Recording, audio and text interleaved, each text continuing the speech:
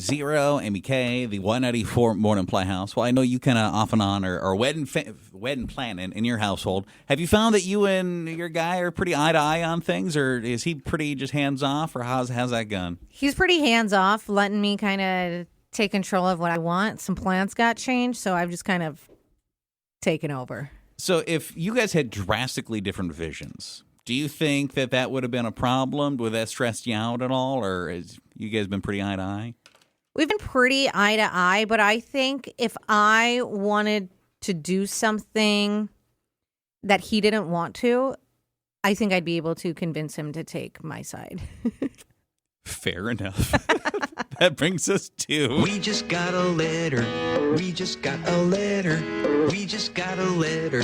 Wonder who it's from. Well, and that's really all that needs to happen here, maybe. But Chelsea brings this to us, Playhouse family. I'm hoping that people can figure out how to handle this without me turning it into our first major fight before we're even married. She says, I've always imagined having a very large wedding. I come from a huge family where weddings are a whole event. Tons of relatives, friends, dancing, the whole thing. Growing up, I went to so many of these, and I always pictured my own day being just like that. It's something I've honestly dreamed about since I was little, as much of a cliche as that is. The problem is my fiancé wants the exact opposite. If it were up to him, he'd keep it extremely low-key and says the day should just be about the two of us and our future together. He's even suggested doing something with only a handful of people or even just us and not telling anyone. I understand where he's coming from, and I know weddings can be stressful and expensive, but at the same time, I've always wanted this. So how do couples figure that out when they want completely different things for their wedding day? I think it all depends on what can you afford. Yes, you want a large wedding, but is that large wedding going to put you in debt? And like, how much are you going to be spending? Is it something that you can actually afford? If you can afford it, I think you should talk to him and tell him that you've always dreamed about having this large wedding. And maybe if like he doesn't want to do his vows out loud and he's more of a shy person, you could say, well, we could do those private. There's some things we could keep private, but I would like to have, my family's large and I want them all there. I've always dreamed of this, and we're able to budget it and make it work this way. But if it's something that you can't afford it, please stop pushing for it.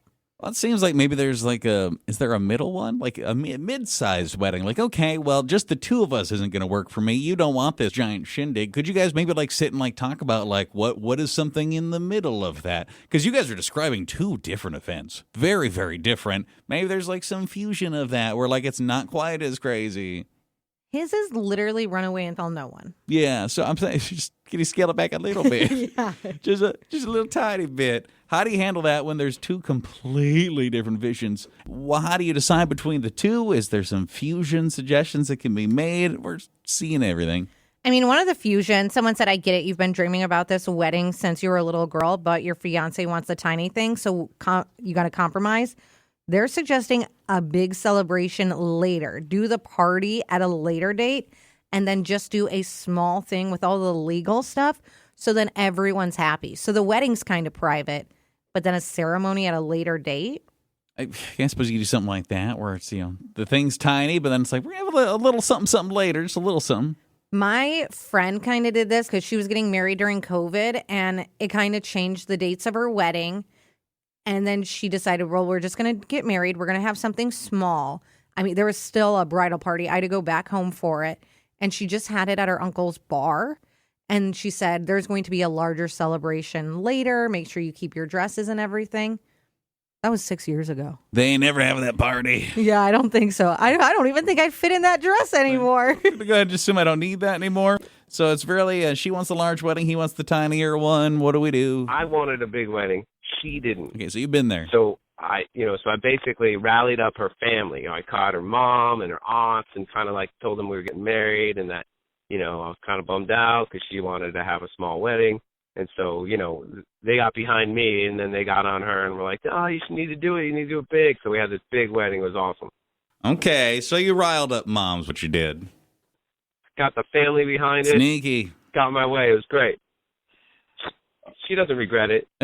And it's the 194 Playhouse. She wants a large wedding. He wants a tinier one. What do we do? What did you do? I've seen a lot of people that kind of been there before, too. Yeah, someone said, I totally get you. I've wanted a large wedding, but my fiance also wanted to be the one to keep things small. So what we did, we had a tiny ceremony. It was just immediate family. Then we threw a backyard reception with everyone later, and I think that was the best compromise. Someone said, been there. My husband wanted to just run away and get married. I wanted the big puffy ball gown, 200 guests, but we did the courthouse thing. And honestly, I think it was much better. It wasn't as stressful. So it's you choosing between him and your dream wedding, compromise, and see if there's something you guys can do in the middle. Good morning. Been there. Have some feedback for it? You know what? I went through the exact same thing. Okay. And for me, I told my fiance it's my day, and it only happens once, and he just melted. And that was it. Your advice is just to drop a, hey, dude, it's my day. That's all you got to say? Yeah. I think you got to lay it on thick. So how did he respond as he started to see this thing keep getting larger and larger or, more expensive? Well, it's forever, I mean, if he wants me forever. Hey, dude, it's my day. My day, my way. He got it. I'm the woman. I've been dreaming about this forever. Yeah, he was fine. It was beautiful. How could you not? I mean, it was amazing. It was the best day ever.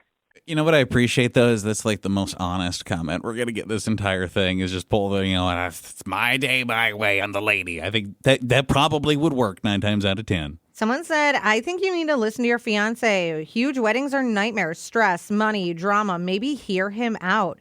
It doesn't mean you're not going to look amazing, but I think you could still have fun. And someone else said, I just say go for your dream. I had a small wedding, regretted it.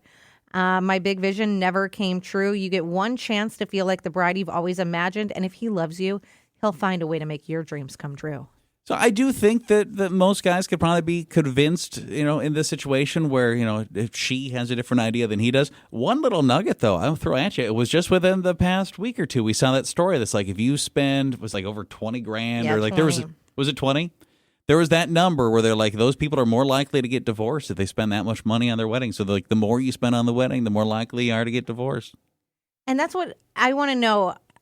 Is it something you guys are able to afford? Is your family helping, his family helping? Because if money is the issue, I think starting your marriage off with him stressed about money is not a good idea. Generally speaking, no. Not at all. Hopefully he's at least happy with the person he's getting married to. That's a win. He asked her. Yeah.